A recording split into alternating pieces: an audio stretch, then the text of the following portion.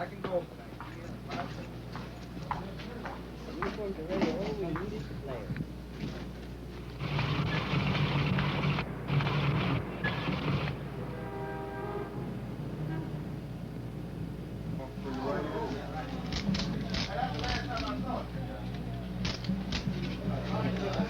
That's the last time any of us saw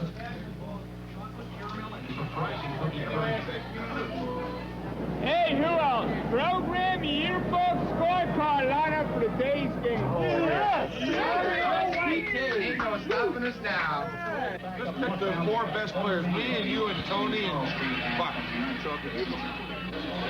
I'll help. I'll help. Come on, man. 4 more for the 4 games you're going to win to win the 1979 Fall Classic. You never know when you get in Baltimore. I love the Orioles. I watch America since I was a little girl. It's my first World Series, and they waited for me.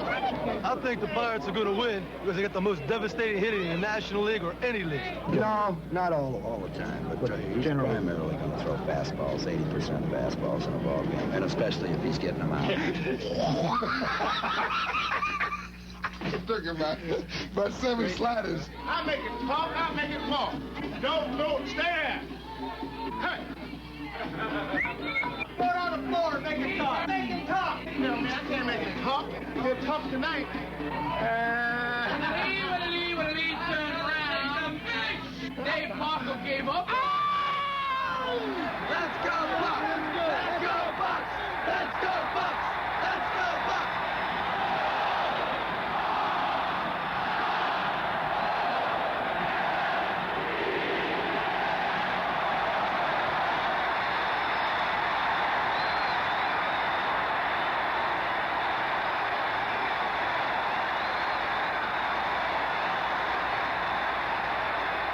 The 1979 World Series.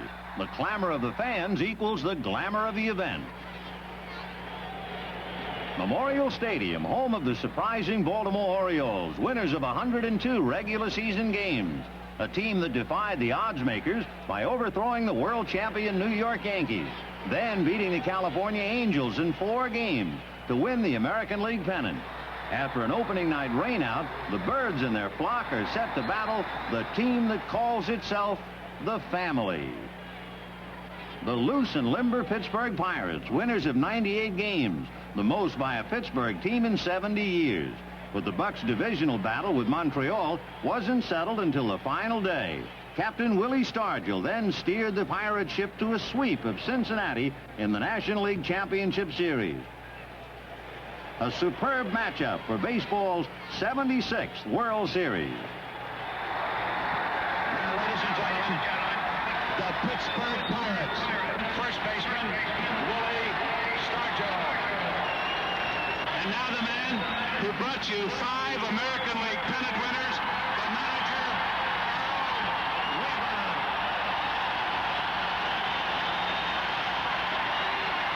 Over 53,000 bird watchers roar as Brooks Robinson, whose brilliance at third won Baltimore its last world title in 1970, throws the first ball to successor Doug DeCinces. Brooks was also there in 71 against these same Pirates, who rallied to a 7-game victory. And now in 1979, Bruce Keeson, a Pirate hero as a rookie in the 71 series, faces Baltimore in the bottom of the first. Let's go, Al. Come on. Leadoff man Al Bumbry, one of many Orioles who turned on the fans during the season, turns them on once again. All right, all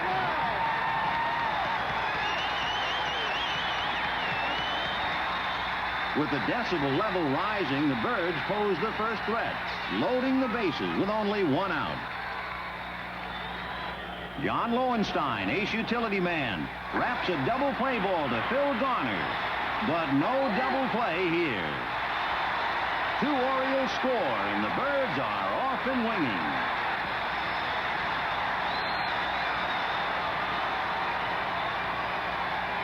Whether it's the chilly Baltimore air or more of the sorcery which the Orioles worked here all season long, no one can stop it.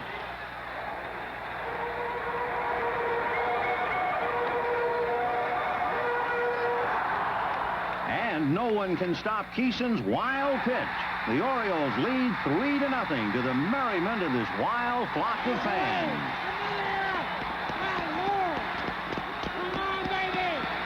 Captain Willie Stargell wants no more miscues and tells his mates to relax. But Doug DeCinces doesn't give them a chance to relax. Sailing Keeson's offering deep into a big black sky.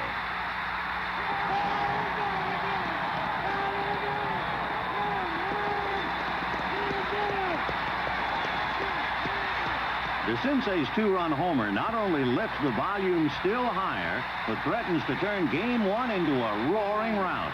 5 Oriole runs in the first inning of their first game also sets a World Series record.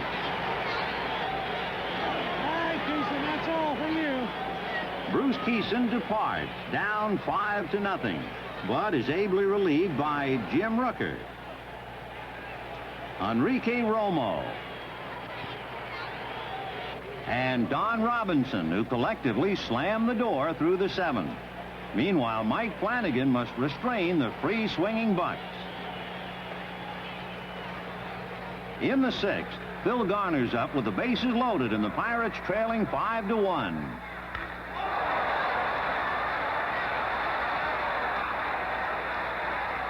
Two-run score as the Bucks play what will be the theme of this series, comeback. In the 8th, Willie Stargell rocks one high and deep over the right field fence. And the screws tighten on Flanagan. It's something Mr. Stargell has done many times this season. The gap is narrowed to 5-4. But in the 9th, manager Earl Weaver still sticks with his 23-game winner. The potential tying run, Dave Parker, stands at third. At the plate, it's that man again, Willie Stargell.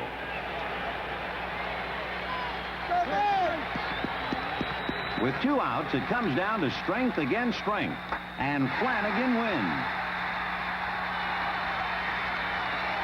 Belanger closes the book on Game 1. Jubilation and congratulations for a weary Mike Flanagan, and the fans demand a curtain call. A fantastic ovation for the man who met all the challenges of the evening. Of course, the challenges have only just begun. In Game 2, the slate is cleaned as Baltimore's perennial ace, Jim Palmer, he of picture book motions and history book numbers, gets a second inning call from Bill Madlock and the Pittsburgh Lumber Company. Yes, sir! Mad Dog's hit brings up the Bucks' first run as Stargell scores. Way to give us a start, Will. Nice going, big man. Way to give us a start. Started, Pop. And a sacrifice fly later brings home another. The Birds are down early, 2-0. But young slugger Eddie Murray is up in the bottom of the 2nd, and so are his fans. Batting first, Eddie Murray. Bert Blyleven tries a changeup. Murray times it, then admires it.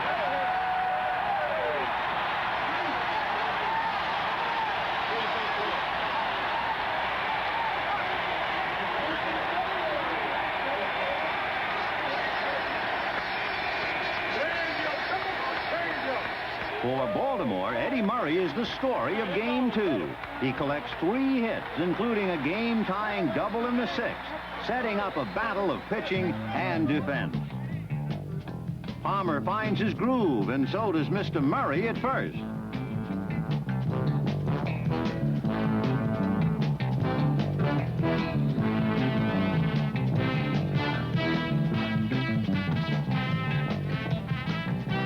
In the Baltimore 8th, with 2 on, no outs, Weaver decides not to bunt. And shortstop Tim Foley starts a heads-up rally-breaking double play, catching Eddie Murray. Earlier in the game, the Orioles threatened to go ahead, but right fielder Dave Parker showed his stuff, nailing Murray at home. Baltimore would run no more on Parker. In the ninth, catcher Rick Dempsey delivered a similar message to Matt Alexander and Pittsburgh's famed running attack.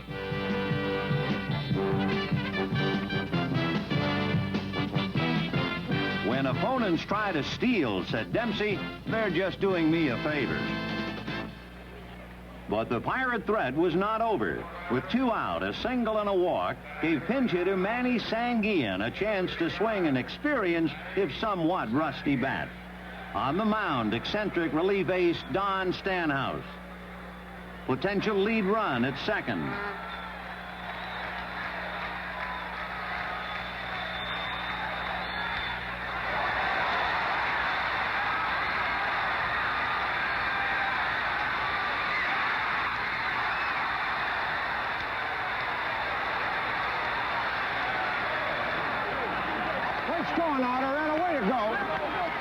Ott's fadeaway slide well deserved Chuck Tanner's gratitude, but most deserving Manny Sanguillen, who got a big one home after driving in only 4 all year. Eddie Murray's questionable cutoff may have also helped.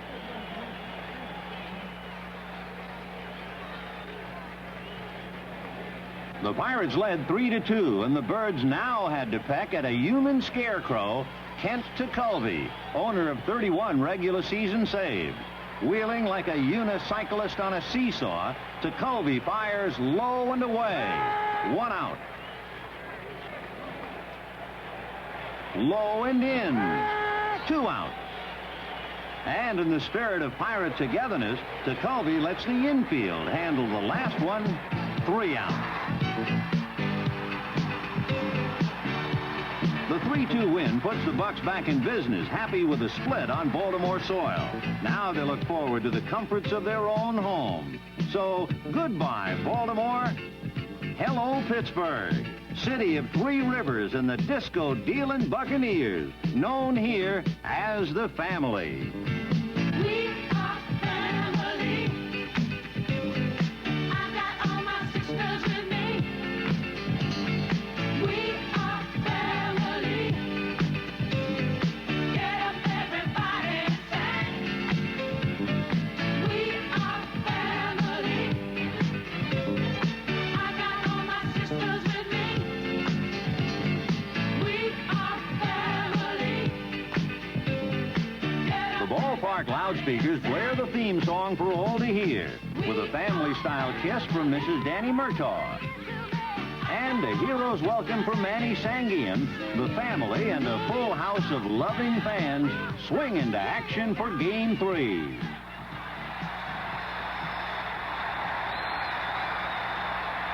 Leadoff man Omar Moreno gets them rolling. The Cobra, Dave Parker, brings him home. And scrap iron Phil Garner drives in 2 more in the second with a double. The family rejoices as Pittsburgh Lumber builds a 3-0 lead. In the third, Benny Ayala, a surprise starter in Earl Weaver's lineup, gets his pitch and turns John Candelaria around. Candy's consternation is understandable.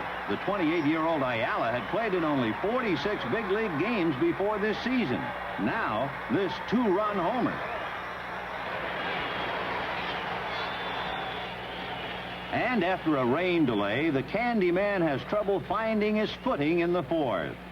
Rich Dower is looking to get the Birds on the move.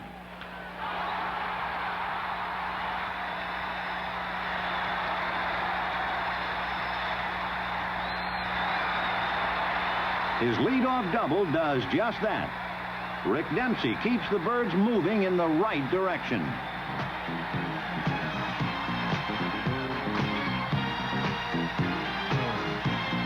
An error loads the bases for shortstop Kiko Garcia, whose bat turns the Orioles on to a beat of their own. Ain't no stopping us now. We're on the move. Ain't no stopping us now. We got the groove. Ain't no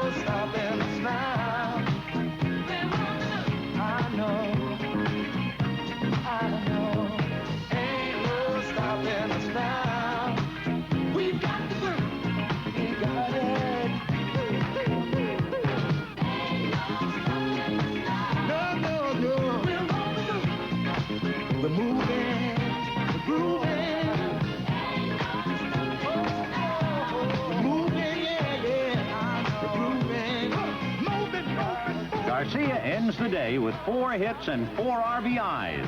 Garcia and Ayala. Weaver's surprising 1-2 punch drives in 6 of Baltimore's 8 runs.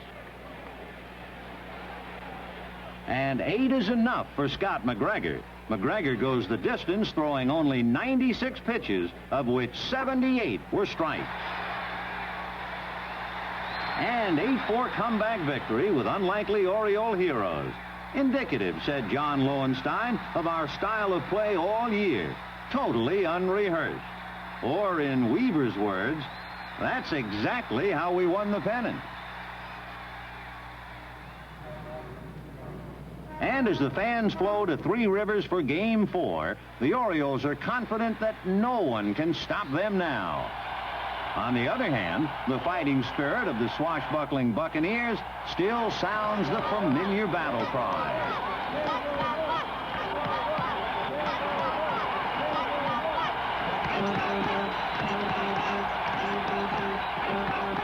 And seldom has Pops Willie Stargell let his people down. In the second against Dennis Martinez, Stargell demonstrates his paternal power.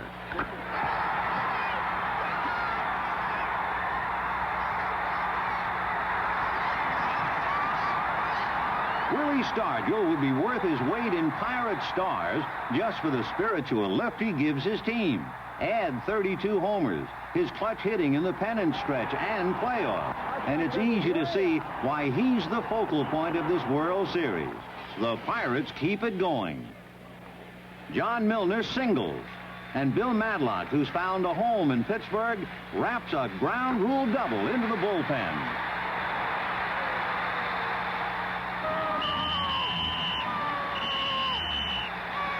Now there's runners at second and third. A ground rule double.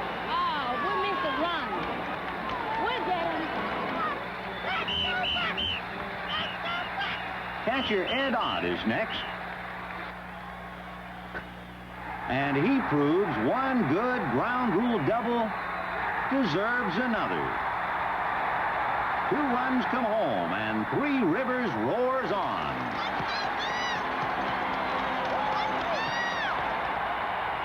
The 4-run second is the earmarks of a runaway, but this series defies the predictable. The Orioles close the gap, and now it's Tanner's bullpen against Weaver's bench. In the early innings, Weaver saves his left-handed pinch hitters, John Lowenstein and Terry Crowley. But in the 8th, trailing 6-3, Weaver draws his hand. The bases are full of birds. Having used lefty Grant Jackson, Tanner must play his ace right-hander, Kent Tekulve.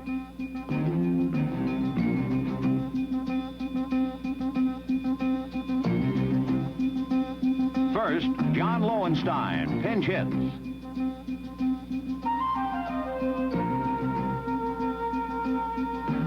Key blow number 1.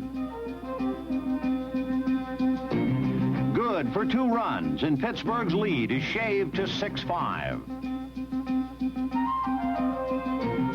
An intentional walk loads the bases again. And now Terry Crowley pinch hits.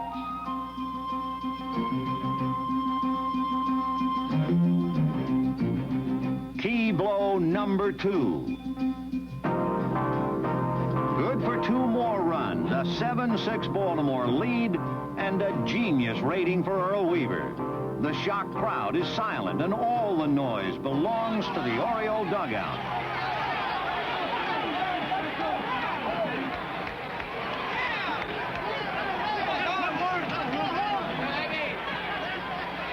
The triumphant Birds finish with a 6-run 8th, aided by rookie pitcher Tim Stoddard's first professional hit. Weaver let him hit, and then he pitches 3 scoreless innings. 17 hits and a Pirate lead obliterated by Weaver's strategy and the Orioles' stout 9-6 comeback. Earl's comment, "I'll go home tonight knowing I did everything today that I wanted to do." The Orioles are up 3-1. The Pirates one defeat away from elimination. But the next day at Three Rivers Stadium, Pirate fans are eager, ready to go. Their faith still unshaken. I think they just had the best ball club. So far, they proved they gave away the first game, and they won the second and game last night. Well, I thought they had a possibility of coming back at any time. They may be down 3-1, but they have a good enough ball club. They can come back. They're a good comeback team. The Bucks are down 3-1, but they're going to win today, and the momentum will be with them. The momentum will take them back to Baltimore, and I look for them to take the next 3 games. We're going to come back because we have the greatest ball team in the world. We're going to pluck them today, and we're going to eat them tomorrow. That's what we're going to do. Well, if that's what they're gonna do, they'll have to beat the Major's winningest pitcher, Mike Flanagan. 8-time 20-game winner Jim Palmer and crafty Scott McGregor, a seemingly impossible task. And who starts for Pittsburgh in Game 5? 37-year-old Jim Rooker, a 4-7 record, 8 weeks on the disabled list.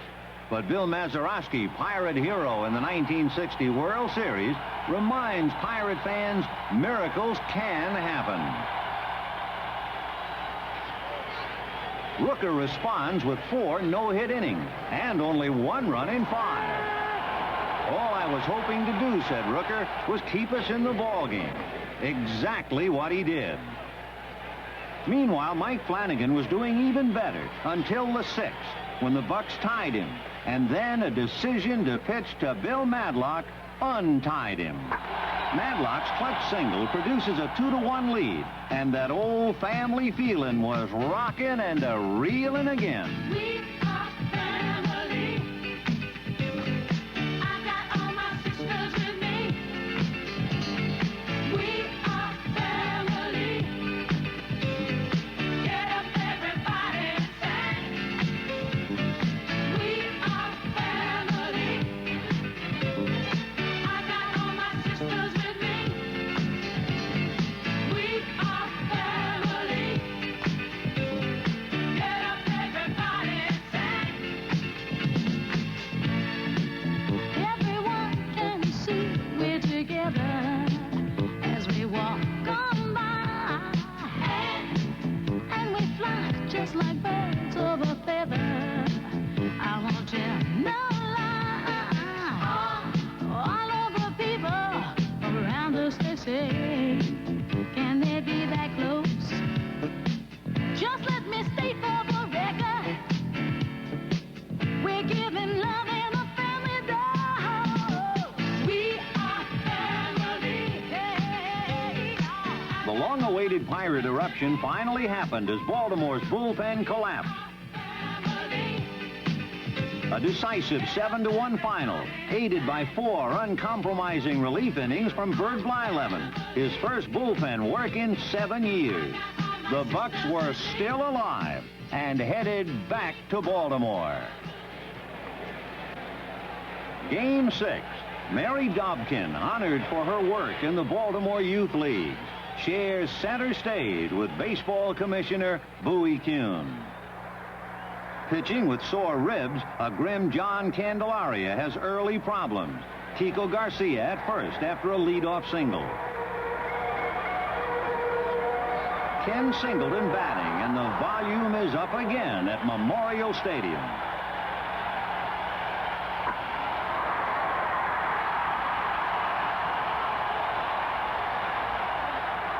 Runners at second and first, 1 out, and the dangerous Eddie Murray at bat. Candelaria, knowing he can't bring the heat, must now rely on his good breaking ball. And Bill Madlock does the rest. The Candyman completes 6 gutsy shutout innings, allowing only 6 hits and no walks.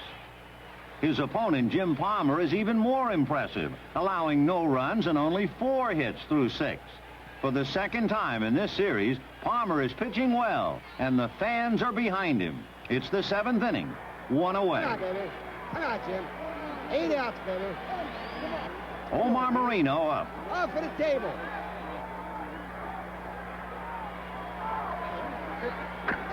He finds a hole, and the National League's top base stealer is aboard. Ain't nothing. Ain't nothing. But Palmer knows Moreno's speed is a real danger, especially when Tim Foley is up to hit and run. A possible double play ball arrives with Moreno, confusing Garcia. Both runners safe.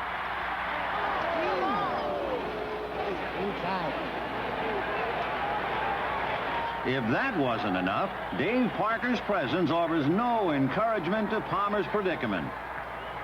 Parker's smash fatally eludes Dower. The scoreless deadlock has been cracked as Moreno speeds home. The Pirates add one more in the 7th, and any hopes of Palmer keeping the game close are dashed in the 8th. Phil Garner, riding a 23-game hitting streak, bats with Ott at first. And Scrap Iron strikes another key blow as the ball fools Ayala in left. A ground rule double. Ott stops at third. Garner at second.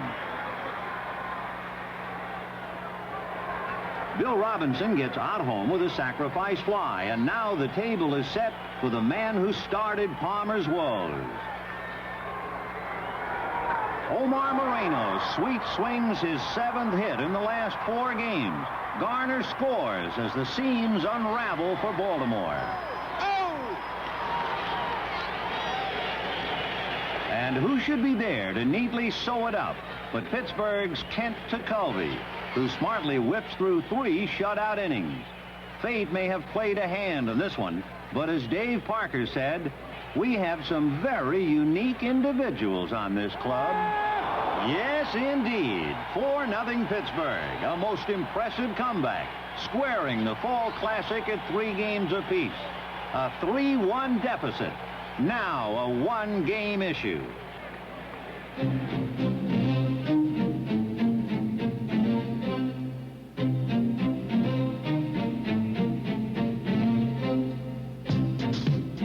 Game 7. Preparation intensifies for the final battle. Every man searching for an edge.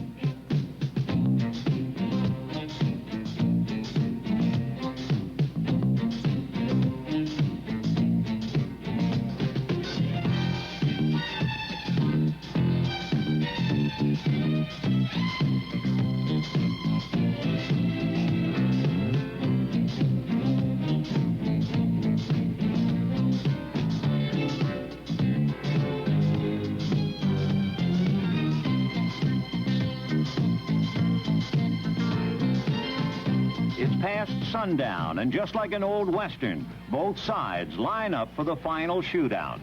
The fans are also primed, including a record television audience. President Jimmy Carter is also present. But the hometown cheers are conducted by Baltimore's #1 enthusiast, Wild Bill Hagee.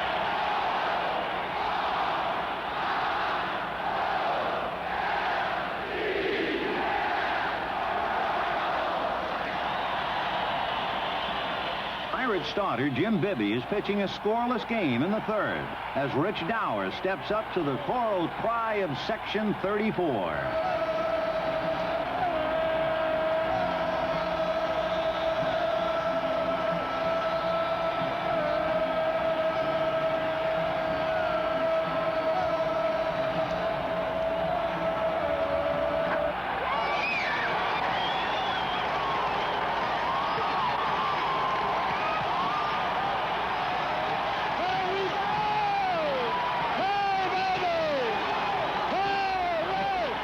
Puts the Birds on top, 1-0, ending an Oriole runless drought of 15 frames. And the Bird Watchers use all of their vocal power to help them get more.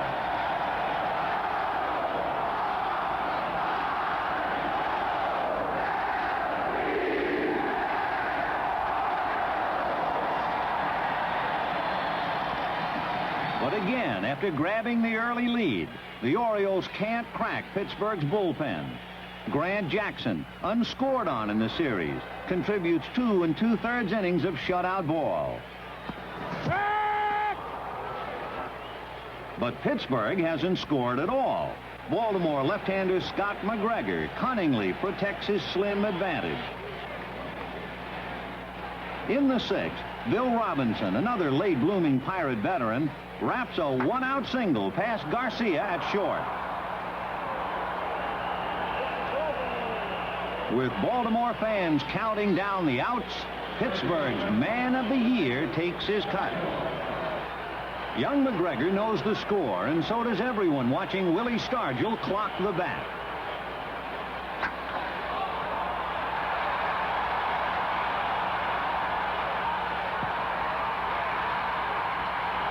Bill Robinson tells the story in Dance Memorial Stadium in silence. This large man has finally met his long-deserved hour of deliverance in the game of baseball, as it did for his late teammate Roberto Clemente in '71. The spirit of Willie Stargell comes home to its source, the family. Great score, Will. Way to go, big man. All right, that's the way to put us in front. All right. Still down 2-1 in the eighth, the Orioles get something going, loading the bases with 2 away against the now familiar specter known as Kent Tekulve. A sense persists that this is the final challenge of '79. Eddie Murray, suffering an 0 for 20 slump since Game 2, but still ever so dangerous. Murray drives it deep to right, but not quite deep enough. And the fans tell the whole story for Baltimore.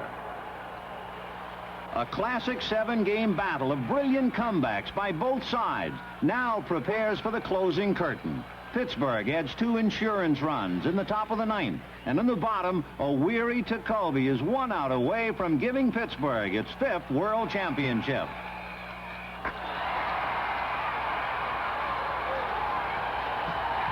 Four to 1 Pirates. Pop Stargell and company have done it. Only the 5th team in World Series history to come back after being down 3 games to 1. It all tops a fantastic year of baseball.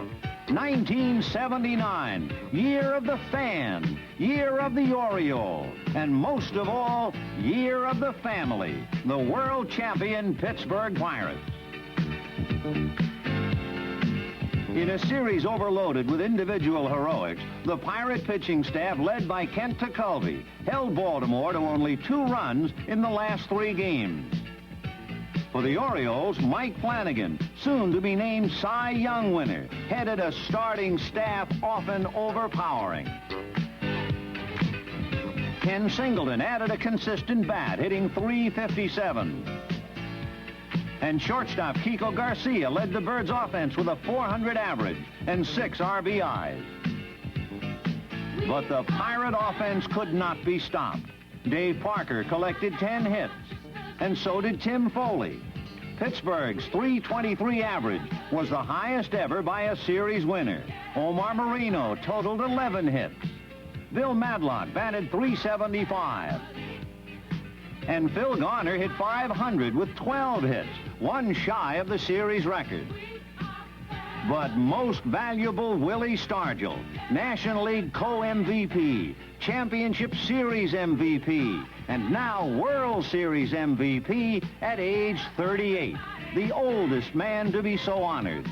Of his 12 hits, 7 went for extra bases, a series record. Awesome numbers for an awesome man. Willie Stargell brings his clan home to Pittsburgh for one last family celebration. Living life is fun. High hopes we have for the future and our goals in sight. We know we don't get depressed. Here's what we call our golden rule. Have faith in you and the things you do. You won't go wrong. Oh no, this is our family jewel. We are family.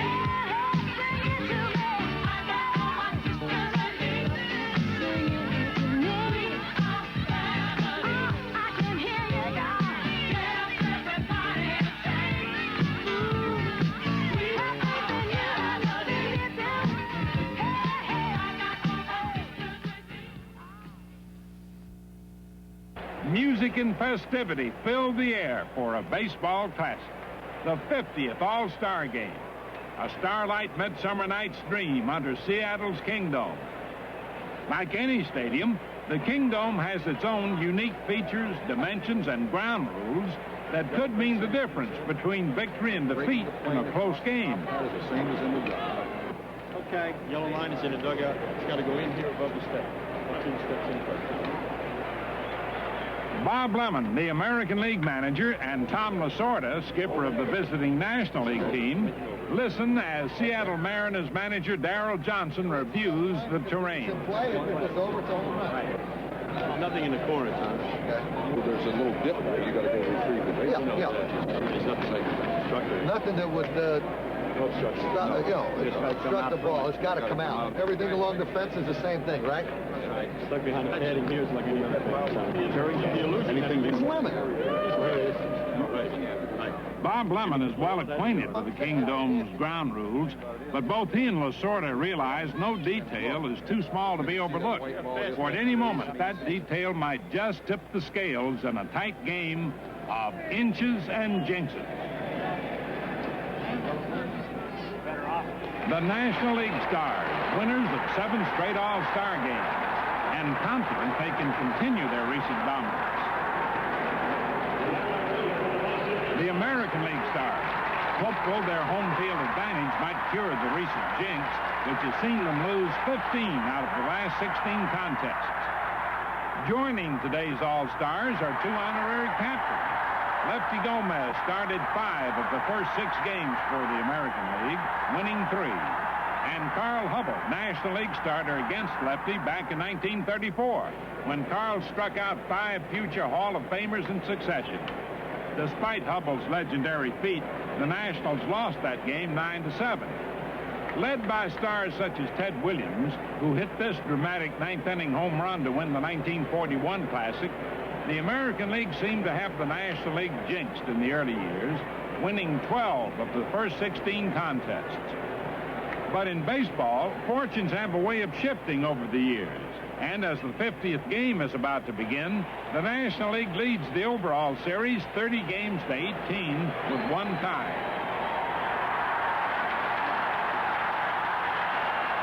Seattle Mariner co-owner Danny Kaye, famed entertainer and international personality, prepares to throw out the first ball with a little help from friends of all ages and colors. For the children of the world, Mr. Danny Kaye.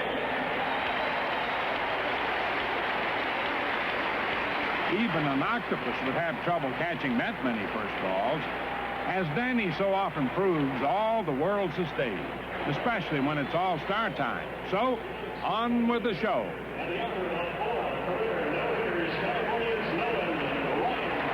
The Kingdome crowd gives an opening ovation to California ace Nolan Ryan, the American League starter. Los Angeles' Davey Lopes leads off for the Nationals. A strikeout, an overpowering fastball, the Ryan Express. Baseball's greatest strikeout pitcher, making his second All-Star appearance, already has turned on the Kingdome crowd.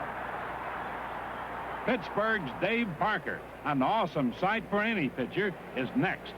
Strength against strength. Ryan's second victim.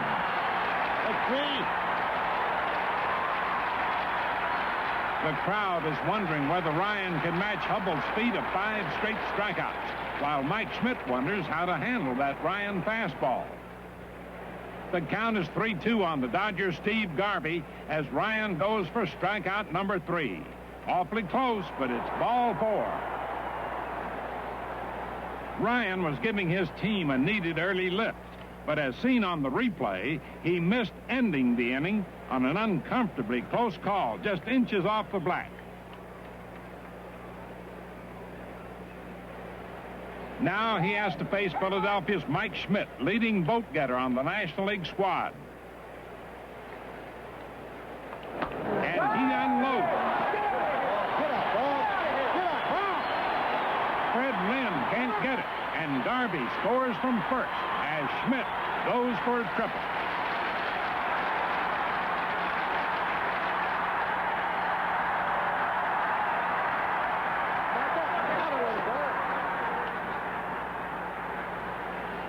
The replay shows just how close Lynn actually came to catching that ball. A difficult chance, one that Lynn reached but couldn't hold. George Foster, Cincinnati Red slugger.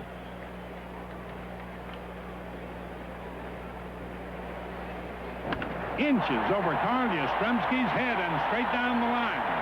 Schmidt scores easily, while going to second base with ease is Foster.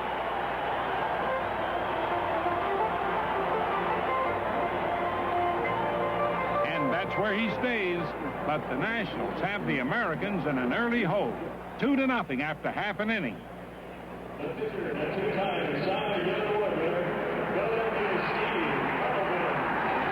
Carlton. Philadelphia Steve Carlton looks to protect that lead in the bottom of the first. After 1 out, he faces Kansas City's leading hitter, George Brett. Ball 4, and the Americans have their first base runner. California Angels RBI man, Don Baylor, makes his first All-Star appearance.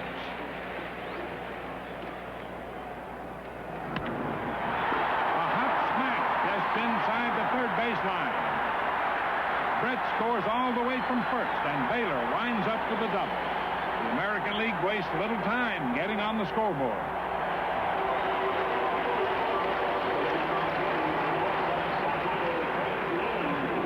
Lynn, having a great year for Boston, wants to keep it going, and so does third base coach Pat Corrales.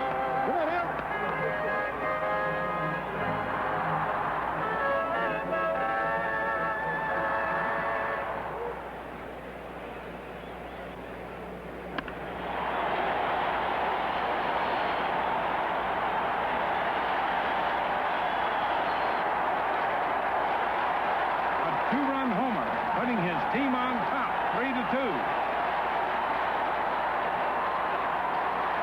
Fred Lynn is playing in his 5th straight All-Star game, and despite a nagging groin injury, he's stronger than ever.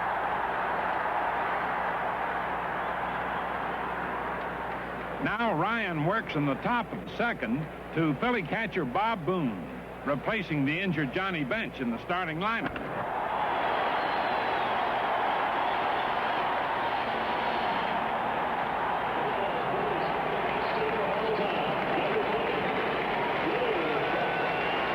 Hitting with 1 out is the St. Louis Cardinals' great Lou Brock, capping off his final year coming into the All-Star game just 27 hits shy of the 3,000-hit milestone. Brock's base hit puts runners on second and first.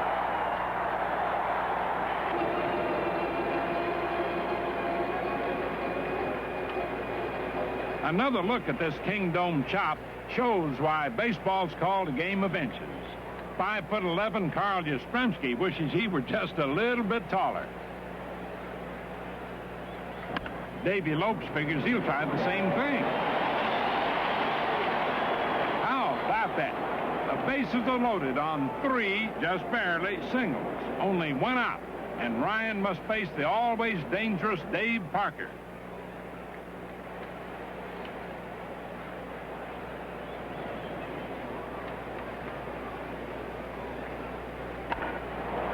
Parker flies to center field. Tagging from third is Bob Boone. And so without the benefit of a really hard-hit ball, the National League has tied the game at 3.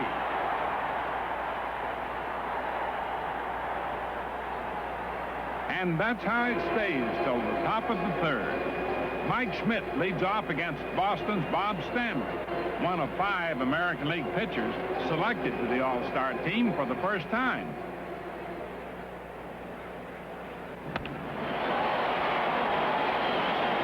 The second consecutive extra base hit for Schmidt.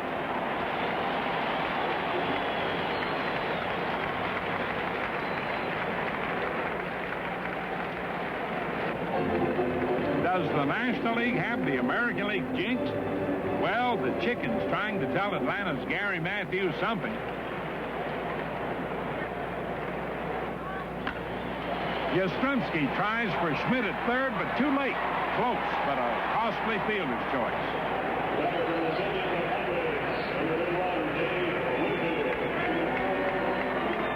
runners at the corners, and powerful Dave Winfield hitting.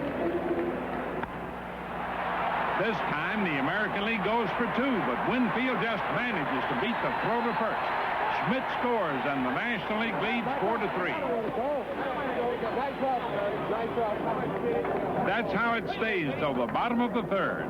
2 outs, the American League rallying. Baylor on third, Chicago's Chet Lemon on first. Everyone tense.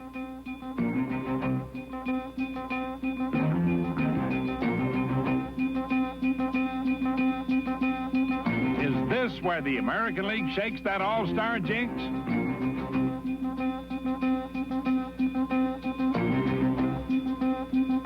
Houston's young Joaquin Andahar on the mound, and he's facing Boston's great Carl Yastrzemski. The stance has changed, but it's still the same old Yaz. A seeing eye single scores Baylor. Things are looking up for the American League. The score 4-all.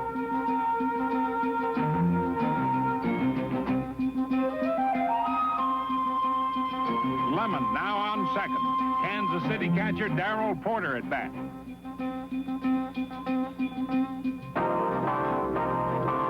An easy play for Schmidt at third, but he throws it away. Lemon scores from second, and fate smiles on the American League as it goes back on top 5-4. Schmidt handles the next chance easily to end the inning, but the game's drama has clearly been established. The score's been tied twice already, and in a tight game, inches and jinxes could well spell the difference. Top of the 6th, Mark Clear, California's rookie reliever, gets 1 out before facing San Diego's big Dave Winfield, who has blossomed into a superstar.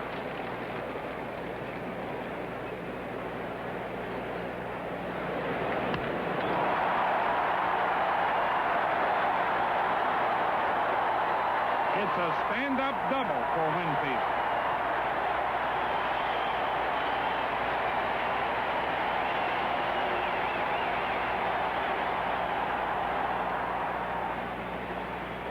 Now Clear has to deal with another rising young National League star, Montreal Expo catcher Gary Carter.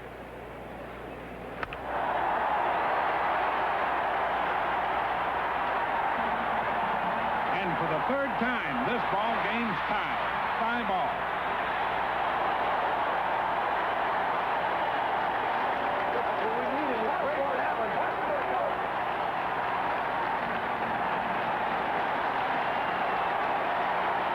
With runners at first and second, Pete Rose, making his first All-Star appearance out of the Cincinnati uniform, grounds into an inning-ending double play.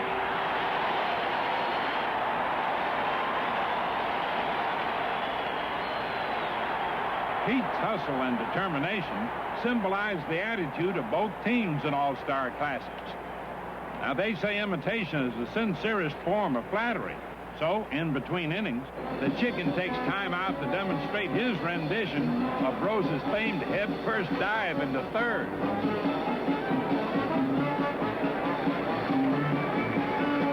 And for fans who missed it, a slow motion replay.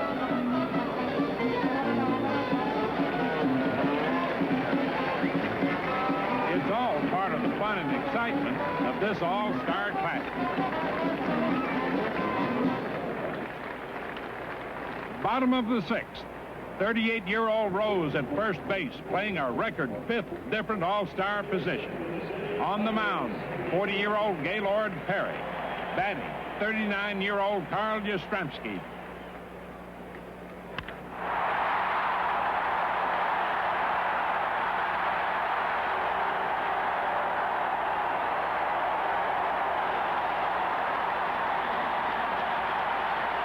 Yaz leads for pinch runner and Boston teammate Rick Burleson, and in honor of this great elder, Kingdome fans offer a standing ovation.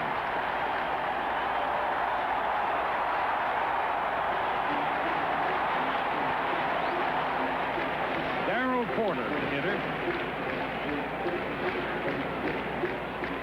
Burleson leads off first, and Porter lays into one.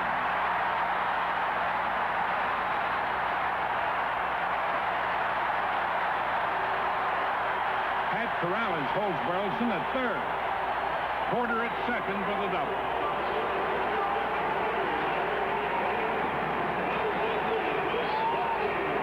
Sent in the pinch hit, Seattle's hometown all-star, Bruce Bochy, having an impressive year at the plate, and his fans give him a standing ovation.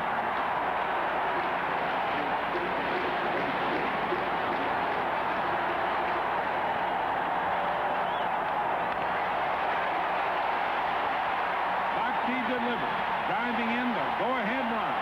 It's 6-5, American lead. The fan reaction threatens to blow the lid right off the Kingdom.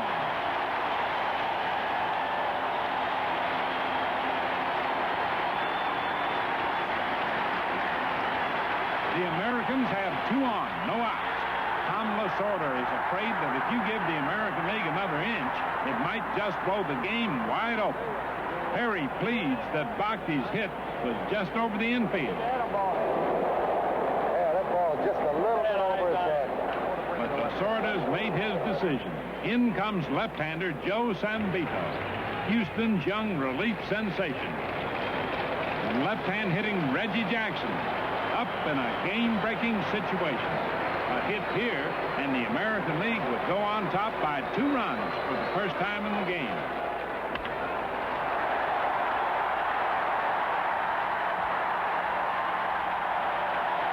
Ron Say tags Porter, but the runners advance.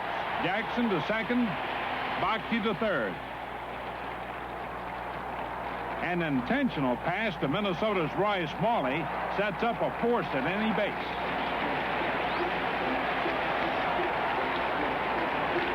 George Brett is back. It's lefty against lefty.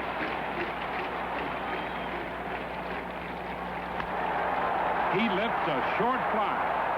Bochy tag. Winfield cuts across. An off-balance throw, but Bochy stays. Third base coach Corrales decided to hold him. It's uncertain whether Bochy would have scored, but one thing is certain. The National League hex is still on. The replay shows why Winfield's throw was offline. He caught the ball with his back to the plate.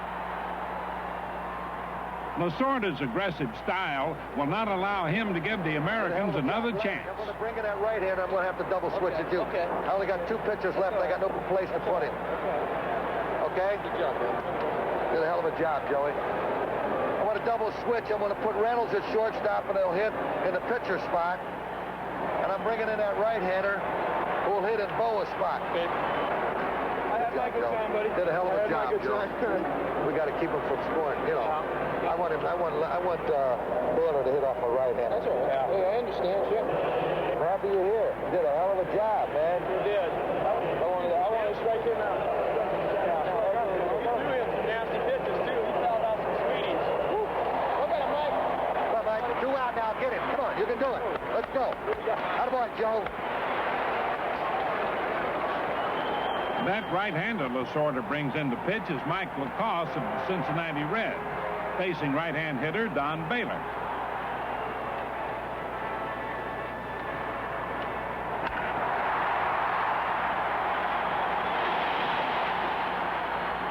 The Americans took the lead 6-5, but they missed a golden opportunity to get more.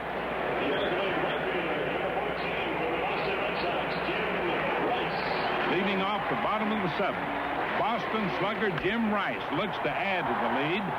The American League gets a break when Dave Parker loses the ball in the Kingdome lights.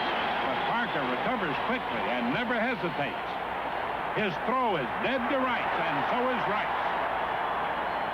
Another look shows how momentum can swing on one play.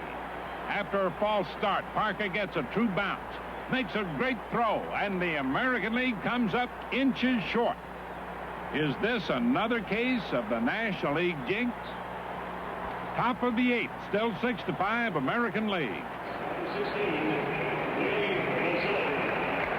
So far, the Nationals have done little to solve Texas Rangers bullpen ace Jim Kern. But pinch hitter Lee Mazzilli, New York Mets switch hitter deluxe, is anxious to try in his first All-Star at bat. An opposite field line drive. It's fair by inches. The home run ties the score for the fourth time. 6-all. In the game of inches, they count the same. 500 feet or 316 feet. One home run equals one home run. This one has Kern frustrated.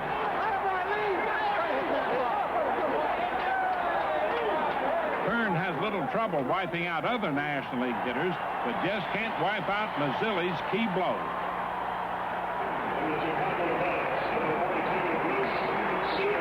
Bottom of the eighth, the Cubs' incomparable Bruce Sutter on the mound, a man who can demoralize any hitter. But the California Angels' Brian Downing isn't all. He leads off with a base hit. Bruce Bochy is ordered to sacrifice, and he does so.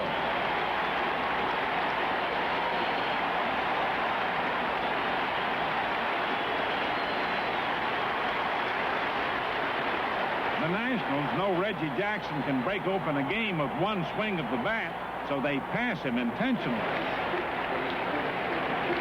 1 out later, with a chance to score the go-ahead run, the Yankees' Greg Nettles steps in. Nettles delivers a clutch 2-out blow as Downing turns for home.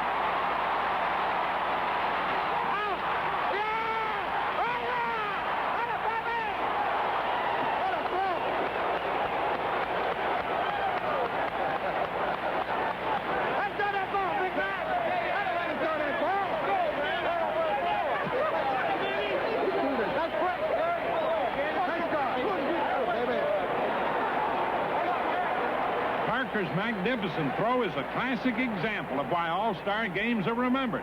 Gary Carter is a rock of granite at the plate, and Downing can't bust through. And he's out by a crucial inch.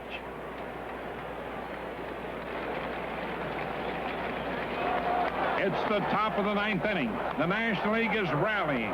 It's 6-all, 2 outs. Bob Lemon comes to the mound to replace Kern, who has walked the bases loaded.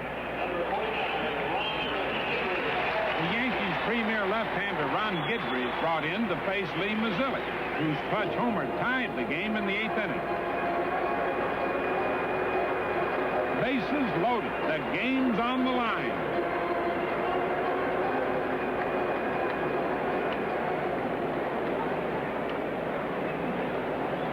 Guidry misses the plate. Mazzilli walks. And in comes the go-ahead run without benefit of a base hit. The line score for the National League in the 9th reads no hits, no errors, 1 run, and a 7-6 lead. Now Bruce Sutter, after his second straight All-Star win, makes it look easy. That's 1 out. Here's 2. And the game's over. Congratulations to Bruce Sutter, the All-Star winner for the 2nd year in a row. And congratulations to Dave Parker, MVP of the ball game for his 2 great throws. Nice going, Chuck. That's the way to go. Nice job, Chuck. The National League wins another squeaker, and its recent All-Star jinx of the American League holds true. 8 straight victories. Commissioner Bowie Kuhn presents Dave Parker with the trophy for the most valuable player in the 1979 All-Star game. Parker's selection proves that in a game of inches, a great throw can be as important as a clutch hit. And the fans who watched the 50th All-Star game realized that when baseball's top stars get together, the outcome has something to do with those 2 ever-present intangibles, inches and jinxes.